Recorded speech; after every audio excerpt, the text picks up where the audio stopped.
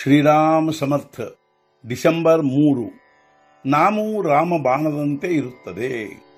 ಮಕ್ಕಳೇ, ಯಾರ ಮೇಲೆ ಯಾರದೂ ಸತ್ಯ ನಡೆಯುವುದಿಲ್ಲವೋ, ಯಾರು ಎಂದೂ ಯಾರಿಂದಲೂ ಲಂಚ ತೆಗೆದುಕೊಳ್ಳುವುದಿಲ್ಲವೋ, ಯಾರು ಹೋಗುತ್ತಿರುವುದು ಯಾರಿಗೂ ತಿಳಿಯುವುದಿಲ್ಲವೋ, ಯಾರು ಎಷ್ಟು ಹೋಗಿರುತ್ತಾರೆ ಹಾಗೂ ಎಷ್ಟು ಉಳಿದಿರುತ್ತಾರೆ ಎಂದು ಯಾರಿಗೂ ಹೇಳಲು ಬರುವುದಿಲ್ಲವೋ, ಹೋದವರು ಎಂದೂ ತಿರುಗಿ ಬರುವುದಿಲ್ಲವೋ, ಯಾರು ಭಗವಂತನ ಹೊರತು ಬೇರೆ ಯಾರಿಗೂ ಭಯಪಡುವುದಿಲ್ಲವೋ, ಅಂಥ ಕಾಲವು ಈವರೆಗೆ ಯಾರಿಗೂ ತಪ್ಪಿರುವುದಿಲ್ಲ.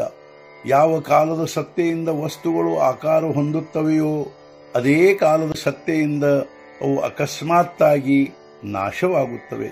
ಎಲ್ಲ ದೃಶ್ಯ ವಸ್ತುಗಳಿಗೂ ಈ ನಿಯಮವು ಅನ್ವಯಿಸುತ್ತದೆ. ಅಂದ ಮೇಲೆ ನಮ್ಮ ದೇಹವು ಇದರಿಂದ ಹೇಗೆ ಉಳಿದುಕೊಳ್ಳಲು ಶಕ್ಯ? ಆದರೆ ಯಾರು ಭಗವಂತನನ್ನು ಗಟ್ಟಿಯಾಗಿ ಹಿಡಿದುಕೊಂಡಿರುತ್ತಾರೋ ಅವರ ದೇಹವಿದ್ದರೂ ಅಥವಾ ಹೋದರೂ ಅವರ ಅವಸ್ಥೆಯಲ್ಲಿ ಯಾವುದೇ ವ್ಯತ್ಯಾಸವಾಗುವುದಿಲ್ಲ. ಇನ್ನು ಮುಂದೆ ಯಾರಾದರೂ ಹೇಳುವವರು ಭೇಟಿಯಾಗಬಹುದು ಅಥವಾ ಆಗಲಿಕ್ಕಿಲ್ಲ. ನೀವೆಲ್ಲರೂ ನಾಮ ತೆಗೆದುಕೊಳ್ಳದೆ ಇರಬೇಡಿರಿ. ಯಾರು ಭಗವಂತನ ನಾಮ ತೆಗೆದುಕೊಳ್ಳುತ್ತಾರೋ ರಾಮನು ಅವರ ಕಲ್ಯಾಣ ಮಾಡುತ್ತಾನೆಂಬ ನನ್ನ ಈ ಹೇಳಿಕೆಯನ್ನು ಸತ್ಯವೆಂದು ತಿಳಿಯಿರಿ.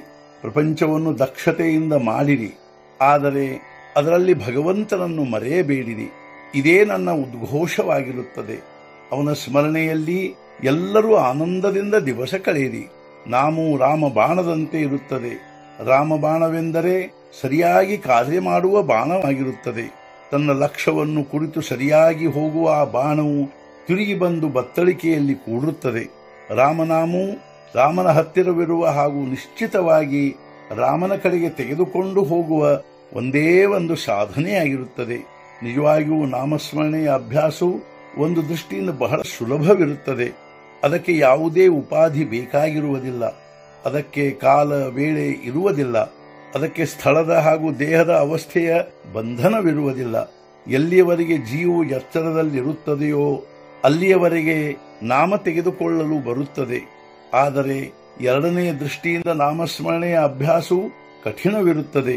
ಉಪಾಧಿಯ ಹೊರತು ನಮ್ಮ ಮನಸ್ಸಿಗೆ ಸಮಾಧಾನವಾಗುವುದಿಲ್ಲ. ಉಪಾಧಿಯಲ್ಲಿ ಮನಸ್ಸು ರಮಿಸುತ್ತದೆ. ನಾಮಕ್ಕೆ ತನ್ನದೇ ಆದ ರುಚಿ ಇರುವುದಿಲ್ಲ. ಆದ್ದರಿಂದ ಸ್ವಲ್ಪ ನಾಮಸ್ಮರಣೆ ಮಾಡಿದೊಡನೆ ಬೇಸರವೆನಿಸುತ್ತದೆ.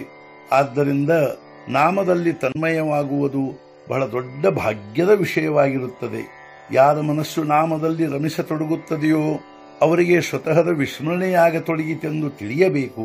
ಯಾರ ಚಿತ್ತವು ಸಂಪೂರ್ಣವಾಗಿ ನಾಮದಲ್ಲಿ ತನ್ಮಯವಾಗುತ್ತದೆಯೋ ಅವನು ತನ್ನನ್ನು ತಾನು ಪೂರ್ಣವಾಗಿ ಮರೆತು ಬಿಡುತ್ತಾನೆ ಹಾಗೂ ಅವನಿಗೆ ಭಗವಂತನ ದರ್ಶನವಾಗುತ್ತದೆ. ನಾಮದ ರುಚಿ ಹತ್ತಬೇಕು. ಆ ರುಚಿಯು ಒಮ್ಮೆ ಹತ್ತಿತೆಂದರೆ ಜಗತ್ತಿನಲ್ಲಿಯ ಎಲ್ಲ ಐಶ್ವರ್ಯಗಳು ತುಚ್ಛವೆನಿಸುತ್ತವೆ.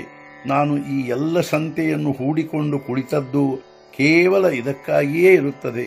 ಪ್ರತಿಯೊಬ್ಬರಿಗೂ ನಾಮದ ರುಚಿ ಹತ್ತಬೇಕೆಂದು ನಾನು ಪ್ರಯತ್ನ ಮಾಡುತ್ತಿರುತ್ತೇನೆ. ನೀವು ಯಾರಾದರೂ ಅದರ ಅನುಭವ ತೆಗೆದುಕೊಳ್ಳಲು ಸಿದ್ಧರಾಗಿರಿ. ರಾಮನು ಅವರ ಬೆನ್ನ ಹಿಂದೆ ಇರುವನೆಂಬ ವಿಶ್ವಾಸ ಹೊಂದಿರಿ ಹಾಗೂ ಎಲ್ಲರೂ ಮನಃಪೂರ್ವಕ ನಾಮ ತೆಗೆದುಕೊಳ್ಳಿರಿ. ಇಂದಿನ ಮುಖ್ಯ ವಿಚಾರ, ಮನಸ್ಸು ನಾಮದಲ್ಲಿ ತನ್ಮಯವಾಗುವವರೆಗೆ ನಾಮ ತೆಗೆದುಕೊಳ್ಳಬೇಕು. ತನ್ಮಯವಾಯಿತೆಂದರೆ ನಾಮ ಬಿಡುವುದೇ ಇಲ್ಲ.